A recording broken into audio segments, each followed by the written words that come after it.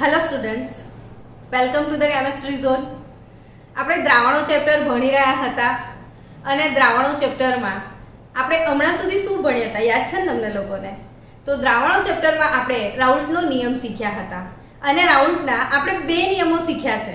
તો રાઉલ્ટના બંને નિયમોમાંથી પહેલો નિયમ જે હતો એ તમને યાદ કરાવું કે રાઉલ્ટનો પહેલો નિયમ શેના માટે હતો? તો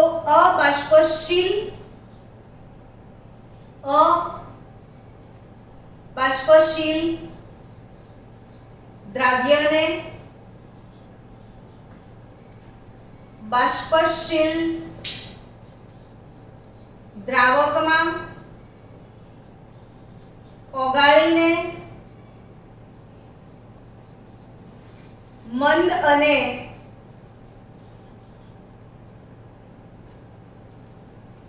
આદર્શ દ્રાવણ બનાવવામાં આવે ત્યારે બાષ્પ દબાણમાં થતો સાપેક્ષ ઘટાડો. આ સાપેક્ષ શબ્દ ભૂલી ના જતા. કયો ઘટાડો? સાપેક્ષ ઘટાડો. એ કેટલો હોય છે? તો કે આ બાષ્પ દબાણમાં થતો સાપેક્ષ ઘટાડો એ દ્રાવ્યના મોલ અંશ જેટલો હોય છે. તો અહીંયા ફરીથી એકવાર અબાષ્પશીલ દ્રાવ્ય અને બાષ્પશીલ દ્રાવક. દ્રાવ્ય એવો છે જેની બાષ્પ બનતી નથી. દ્રાવક એવો છે જેની બાષ્પમાં રૂપાંતર થઈ શકે છે. તો અહીંયા બાષ્પ દબાણના સાપેક્ષ ઘટાડા માટે આપણે સૂત્ર તારવ્યું હતું P0 - P1/P0 = દ્રાવ્યના મોલ અંશ N2/N2 + N1. તો આ સૂત્ર યાદ રાખવાનું છે. હવે આ સૂત્ર આધારિત આપણે પ્રેક્ટિસ માટે એક દાખલો ગણીએ. દાખલો શું છે કે 4% યુરિયાના જલીય દ્રાવણનું બાષ્પ દબાણ શોધો. 298 કેલ્વિન તાપમાને બાષ્પ દબાણ 0.025 બાર છે. હવે આ દાખલામાં 4% યુરિયાનું જલીય દ્રાવણનું બાષ્પ દબાણ તમારે શોધવાનું છે. તો 4% યુરિયા, આનો અર્થ શું થયો કે તમારી પાસે યુરિયા પ્લસ પાણી બને છે શું? તો કે યુરિયાનું જલીય દ્રાવણ બને છે. શું બને છે? તો યુરિયાનું જલીય દ્રાવણ બને છે. હવે યુરિયા શું છે? તો યુરિયા એ અબાષ્પશીલ દ્રાવ્ય કહેવાય. આ યુરિયાને પાણીમાં ઓગાળો તો પાણી કેવું છે? તો બાષ્પશીલ દ્રાવક છે. બને છે શું? તો યુરિયાનું જલીય દ્રાવણ. હવે હંમેશા એક વાત યાદ રાખો કે જ્યારે શુદ્ધ દ્રાવક ક છે, આ શુદ્ધ દ્રાવક છે. હવે જો હું એમાં યુરિયા નાખું છું અને જે દ્રાવણ બને છે એ દ્રાવણમાં યુરિયાને ઓગાળવા માટે પાણીના અણુઓ વપરાઈ જાય છે. પરિણામે ઓછી બાષ્પ મળે. એટલે એક વસ્તુ તમે ભૂલી જ ના જતા કે પાણીમાં હું કશુંક ઓગાળું તો એને ઓગાળવા માટે પાણીના અણુઓ વપરાય અને એ વપરાવાના લીધે જે દ્રાવણ બને એનું બાષ્પ દબાણ દ્રાવક કરતા હંમેશા ઓછું હોય છે. દ્રાવણનું બાષ્પ દબાણ ઓછું હોય, ઘટે. તો અહીંયા યુરિયાના જલીય દ્રાવણના બાષ્પ દબાણમાં શું થઈ જશે? ઘટાડો. બાષ્પ દબાણ એટલે શું? તો આખો ટોપિક ભણ્યા છો કે બાષ્પ દ્વારા ઉત્પન્ન થતા દબાણને આપણે બાષ્પ દબાણ કહીએ છીએ. હવે આ ક્વેશ્ચન આપણે સોલ્વ કરવાનો ટ્રાય કરીએ. તો સૌથી પહેલી વાત કે 4% યુરિયા, આ 4% યુરિયાનો મતલબ શું થાય? તો અહીંયા 4% W/W યુરિયા આપેલું છે. તો W/W નો અર્થ થાય 4 ગ્રામ યુરિયા 100 ગ્રામ દ્રાવણમાં દ્રાવ્ય છે. 4 ગ્રામ યુરિયા એ 100 ગ્રામ દ્રાવણમાં દ્રાવ્ય થયેલું છે. હવે આપણે એને ડિવાઈડ કરી દઈએ દ્રાવ્ય અને દ્રાવકમાં. શેમાં ડિવાઈડ કરીશું? દ્રાવ્ય અને દ્રાવકમાં. તો અહીં આગળ દ્રાવ્ય દ્રાવક, ચલો એક વસ્તુ હંમેશા શીખો તમે કે મારે આ ક્વેશ્ચન એક્ઝામમાં એવી રીતે રિપ્રેઝન્ટ કરવો છે પેપર પર કે મારા 100 માંથી 100 માર્ક આવે. તો હંમેશા દાખલાની અંદર બેઠા માર્ક મળતા હોય છે, એમાં માર્ક્સ કોઈ દિવસ જાય નહીં. અને જો દાખલામાં માર્ક ગયો તો ના મજા આવે. આપણે કેમેસ્ટ્રીમાં 100 આઉટ ઓફ 100 લાવવાના ટાર્ગેટ સાથે વર્ક કરવું હોય તો સમ્સ લખવા કેવી રીતે પેપરમાં એ બહુ જરૂરી છે. બાળકો શું કરતા હોય કે દાખલા ફટફટ ગણી નાખે પણ સ્ટેપ જો પ્રોપર તમે નથી લખતા, જે વસ્તુ તમને પેપર પર બતાવી છે મેન્શન નથી કરતા, તો તમારા માર્ક્સ દાખલામાં બી જઈ શકે છે. એટલે હંમેશા યાદ રાખો કે મારે કેવી રીતે લખવું છે દાખલાને. તો ઓલવેઝ સૌથી પહેલું સ્ટેપ ક્વેશ્ચન એનાલિસિસ. તમને પ્રશ્નમાં જે વસ્તુ આપી છે એને સારી રીતે લખતા શીખો. શું આપ્યું છે? તો કે પાણીનું બાષ્પ દબાણ આપ્યું છે, અર્થાત તમારી પાસે શું છે? તો કે શુદ્ધ દ્રાવક નું બાષ્પ દબાણ છે આપણી જોડે, જેને આપણે P નોટ કહીએ છીએ. આ નોટ નો લેબલ હંમેશા દ્રાવક માટે હશે. તો એક કેટલું? તો 0.025 બાર જેટલું.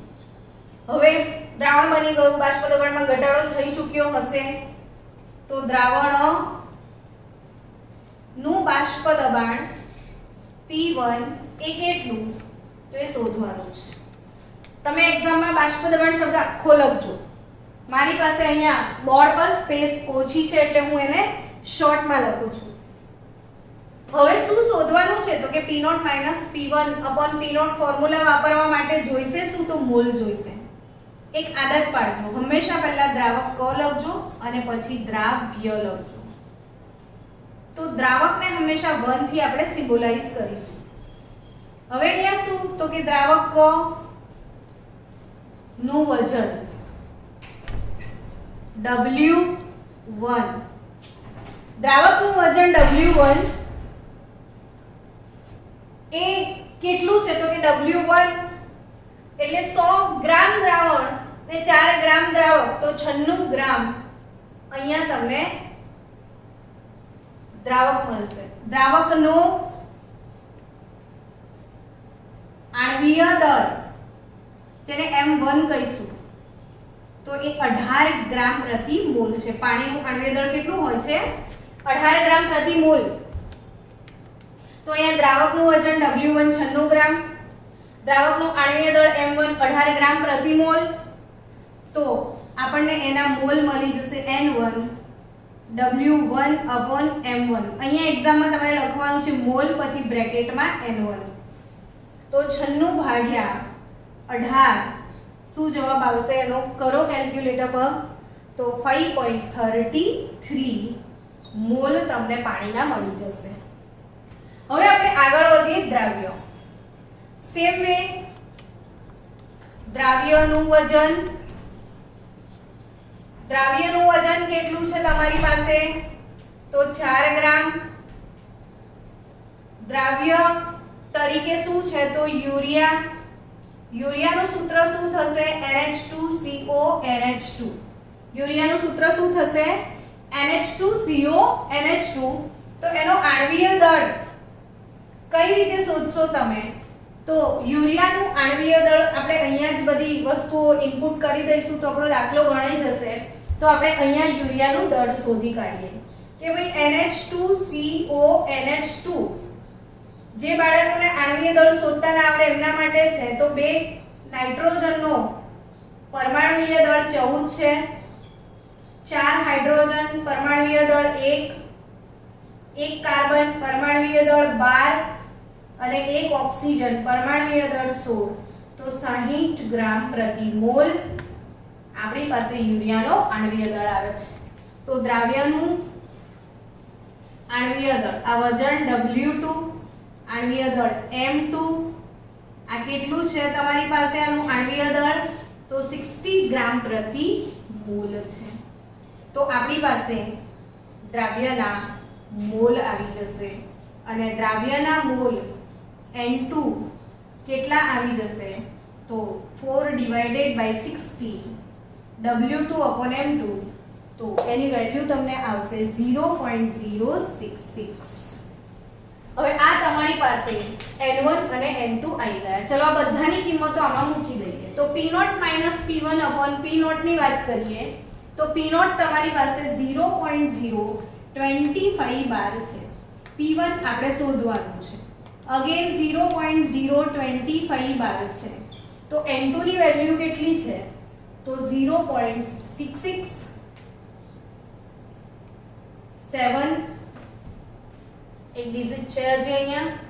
Again 0.0667 plus N1 5.33. તો આની વેલ્યુ તમે 0.0667 કેલ્ક્યુલેટર પર કેલ્ક્યુલેટ કરી લો. 0.0667 પ્લસ 5.33 નું ટોટલ કરો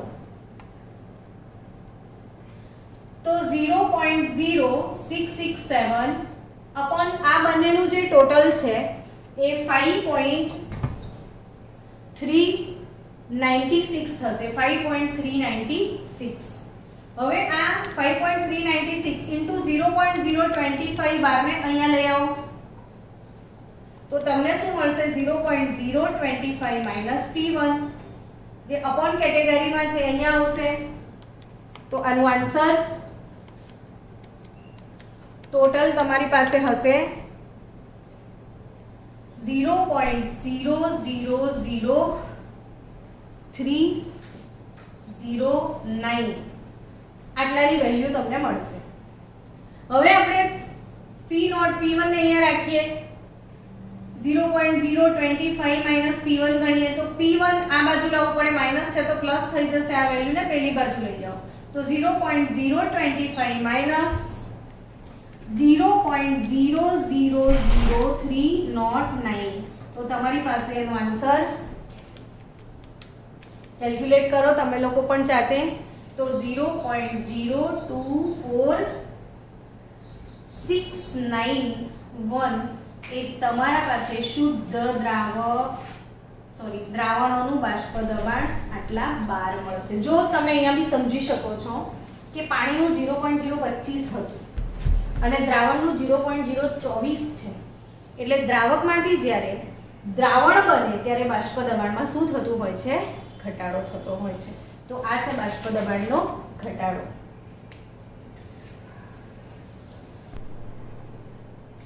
ઓકે, હવે સ્ટુડન્ટ્સ આના પહેલાના સમ્સમાં આપણે આના પહેલાના જે દાખલો ગણ્યો એમાં રાઉલ્ટનો પ્રથમ નિયમ ભણેલા, જેમાં અબાષ્પશીલ દ્રાવ્ય સાથે બાષ્પશીલ દ્રાવક હતો. હવે આમાં શું કરવા જઈ રહ્યા છો તમે? તો કે રાઉલ્ટનો બીજો નિયમ પણ છે, જે બાષ્પશીલ દ્રાવ્ય પ્લસ બાષ્પશીલ દ્રાવક માટે છે. બાષ્પશીલ દ્રાવ્ય અને બાષ્પશીલ દ્રાવક માટે છે. અર્થાત બંને બાષ્પશીલ હોય તો શું? દ્રાવક પણ બાષ્પશીલ, દ્રાવ્ય પણ બાષ્પશીલ. તો એના માટે આપણે શીખ્યા હતા કે દ્રાવણનું કુલ બાષ્પ દબાણ P ટોટલ P એ 0 × XA પ્લસ PB0 × XB. તો આ રીતે કુલ બાષ્પ દબાણ P ટોટલ શોધી શકાય છે. હવે આપણે ક્વેશ્ચન સોલ્વ કરીએ. તો ક્વેશ્ચન કઈ રીતે સોલ્વ કરીશું? તો કે ક્લોરોબેન્ઝીન અને બ્રોમોબેન્ઝીન એ બંનેના બાષ્પ દબાણ આપેલા છે. તો આપણે અહીં લખી દઈએ ક્લોરોબેન્ઝીન. આને આપણે ઘટક A કહી દઈશું. બ્રોમોબેન્ઝીન આને આપણે ઘટક બી કહી દઈશું. હવે ઘટક A ને B ના રિગાર્ડિંગ શું આપ્યું છે જોઈ લો. તો ક્લોરોબેન્ઝીન એનું બાષ્પ દબાણ આપ્યું છે એટલે શુદ્ધ દ્રાવક કહેવાય. તો અહીં શુદ્ધ ક્લોરોબેન્ઝીન નું બાષ્પ દબાણ શુદ્ધ સ્થિતિમાં અને 11.25 ગ્રામ ક્લોરોબેન્ઝીન 31 આને મિશ્ર કરીને દ્રાવણનું બાષ્પ દબાણ કેટલું થશે એ આપણે શોધવાનું છે. તો અહીંયા શુદ્ધ ક્લોરોબેન્ઝીન નું બાષ્પ દબાણ PA0 તમને આપ્યું છે. તો PA0 કેટલું? તો 0.350 બાર આપ્યું છે. એવું અહીંયા શુદ્ધ બ્રોમોબેન્ઝીન નું બાષ્પ દબાણ આપી દીધું છે. તો શુદ્ધ બ્રોમોબેન્ઝીન એનું બાષ્પ દબાણ PB0 ને એ કેટલું આપ્યું છે તમને? તો 0.512 આપી દીધું છે. હવે આપણે આગળ વધીએ. બીજું શું આપ્યું છે તમને? તો કે 11.25 ગ્રામ ક્લોરોબેન્ઝીન એટલે ઘટક A જે પણ છે એનું વજન W1 કેટલું આપ્યું છે? તો કે 11.25 ગ્રામ. તો વજનને શું કરવું પડશે? તો કે અહીંયા મોલન્સ જોઈએ છે આપણને. તો મોલન્સ લાવવા માટે પહેલા મોલ લાવવા પડશે. તો ઘટક A નું વજન W1 એનો આણ્વીય દળ M1 લઈ લઈએ. તો W1 M1. હવે ક્લોરોબેન્ઝીન અને બ્રોમોબેન્ઝીનના પહેલા આણ્વીય દળ શોધી કાઢીએ. તો ક્લોરોબેન્ઝીન એટલે બેન્ઝીનની રિંગ ઉપર Cl અર્થાત C6H5Cl. તો એનું આણ્વીય દળ M1 6 ઇન્ટુ બ્રેકેટ કાર્બનનો પરમાણુય દળ 12 5 ઇન્ટુ બ્રેકેટ હાઇડ્રોજનનું દળ 1 પ્લસ ક્લોરીનનું 35.5. તો તમને આણ્વીય દળ ક્લોરોબેન્ઝીનનું કેટલું મળશે? તો 112.5 ગ્રામ પ્રતિ મોલ. એવી જ રીતે બ્રોમોબેન્ઝીન હશે તો અહીંયા Br હશે, અહીંયા Br આવશે. તો Br નો આણ્વીય દળ પરમાણુય દળ 80 છે. તો એના અકોર્ડિંગ આનું આણ્વીય દળ ઘટક B નું આણ્વીય દળ M2 આપણને 157 ગ્રામ પ્રતિ મોલ મળી જશે. હવે આપણે ઘટક B નું વજન W2 આ કેટલું લઈશું? તો કે કેટલું આપ્યું છે?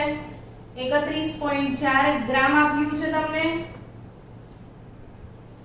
હવે આનાથી આગળ વધીએ તો શું આવશે? ખબર પડવા જ માંડી હશે તમને કે વજન છેદમાં આણ્વીય દળ, વજન છેદમાં આણ્વીય દળ. તો અહીં આગળ મોલ N1 તમારે જોઈશે. તો W1 M1 તો 11.25 ભાગ્યા 112.5. તો આ અપોનમાં આ પોઈન્ટ હટાવો તો 100 આવશે ને આ પોઈન્ટ હટાવો તો 10 આવશે ને આ બંનેને કેન્સલ કરો તો આ તો કટ 0.1 મોલ એ તમારી પાસે શું આવશે? 0.1 મોલ ક્લોરોબેન્ઝીનના મોલ. હવે આની વાત કરું તો આના મોલ N2 W2/M2 એટલે 31.4 ભાગ્યા 157. તો આઈ થિંક આ પોઈન્ટ હટાવો તો આ 10 તો 2 ડિવાઇડેડ બાય 10 यानी कि 0.2 મોલ તમારી પાસે શું આવી જશે? બ્રોમોબેન્ઝીનના મોલ. હવે આપણે શું કરીશું? તો n ટોટલ n1 n2 આ 0.1 મોલ છે, આ 0.2 મોલ છે, તો આ 0.3 મોલ આવી જશે. આના હવે આપણે નીકાળવાના છે શું? તો મોલ અંશ. તો ઘટક A ના મોલ અંશ x એ કઈ રીતે મળે? તો અગેન ઘટકના મોલ છેદમાં કુલ મોલ. તો ઘટકના મોલ છેદમાં કુલ મોલ શું થશે? તો 0.1 અપોન ટોટલ 0.3 1/3 અને આ બાજુ ઘટકના મોલ અંશ xb એ કેટલા હશે તો કે n2 divided by n1 plus n2, it is nothing but 0.2 divided by 0.3, so 2/3. તો આપણી પાસે XA અને XB બંનેની વેલ્યુ અહીંયા છે. હવે આ જ સૂત્રમાં P ટોટલ કુલ બાષ્પ દબાણ શોધવાનું છે. બધાની કિંમત મૂકી દો. મોલ અંશ XA 1/3, PA naught 0.350 plus PB naught 0.500 into XB 2/3. તો આપણને P ટોટલ કુલ કેટલું મળે છે તો 3.450 બાર આવે છે. ઓકે, તો અહીંયા આપણે શું શોધવાનું હતું? દ્રાવણનું કુલ બાષ્પ દબાણ. તો અહીંયા P ટોટલ આ 0.350 ભાગ્યા 3 કરો પ્લસ 0.500 into 2/3, તો આ બંનેનું ટોટલ તમને મળશે 0.450 બાર. તો આપણે રાઉલ્ટના બંને નિયમો અને બંને નિયમો પર આધારિત એક એક એક્ઝામ્પલ સોલ્વ કર્યું છે. બાકીના સ્વાધ્યાયની અંદર જે દાખલા આપ્યા છે NCERT-માં એ તમે 1 by 1 સોલ્વ કરો અને ડાઉટ્સ મોકલો. તો એ જે તમારા ડાઉટ્સ છે એને હું વિડીયોમાં કન્વર્ટ કરીને તમને આન્સર મોકલું. તો બાય બાય.